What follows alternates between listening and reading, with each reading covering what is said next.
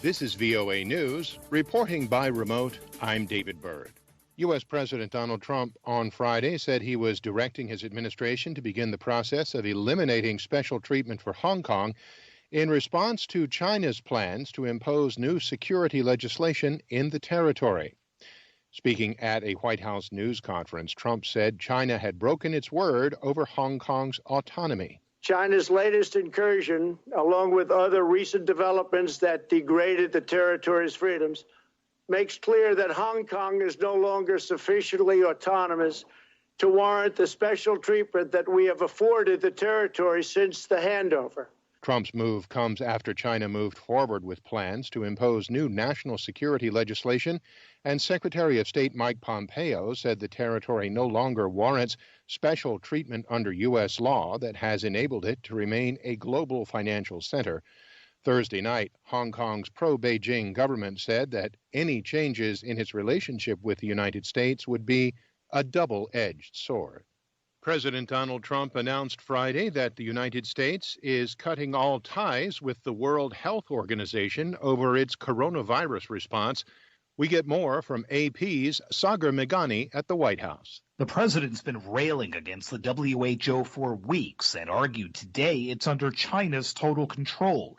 He says Beijing ignored its virus reporting obligations to the WHO, which in turn misled the world when the virus was discovered. We will be today terminating our relationship with the World Health Organization and redirecting those funds to other worldwide and deserving urgent global public health needs. That's expected to significantly weaken the WHO, since the U.S. is its biggest source of financial support. Sagar Meghani, Washington. This is VOA News.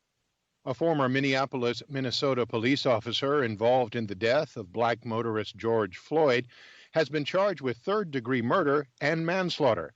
We get more from AP's Ed Donahue. The officer was on Floyd's neck for 8 minutes as the man was pleading he could not breathe. Former Minneapolis police officer Derek Chauvin has been charged by the Hennepin County Attorney's Office with murder and with manslaughter. Hennepin County Attorney Mike Freeman says more charges are possible. Chauvin and 3 other officers were fired in Minnesota after Floyd died. This is Governor Tim Walz. It is my expectation that justice for the officers involved in this will be swift, that it will come in a timely manner, that it will be fair. Minnesota's sentencing guidelines recommend 12.5 years for a conviction on the murder count, 4 years for manslaughter. That's AP's Ed Donahue reporting.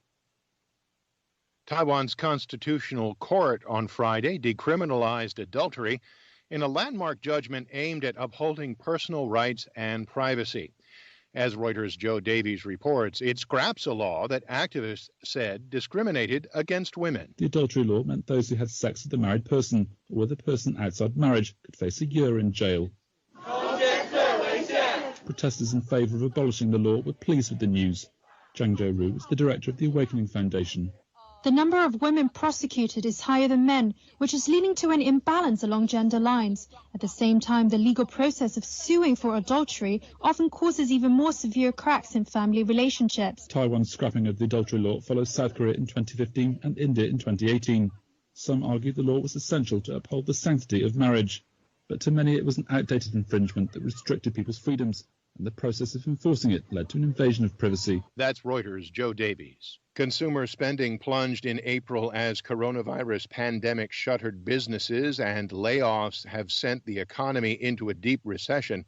We get more from AP correspondent Ben Thomas. The Commerce Department reports consumer spending dropped 13.6% in April, by far the steepest in records that date back to 1959. Consumer spending is the primary driver of the economy, accounting for about 70% of economic activity. And the declines were across the board, from durable goods like cars to non-durable items such as clothing, and services ranging from doctor visits to haircuts. But even with employers cutting millions of jobs, personal incomes soared 10.5% in April. The increase reflected the billions of dollars in support the government has paid out through unemployment benefits and stimulus checks.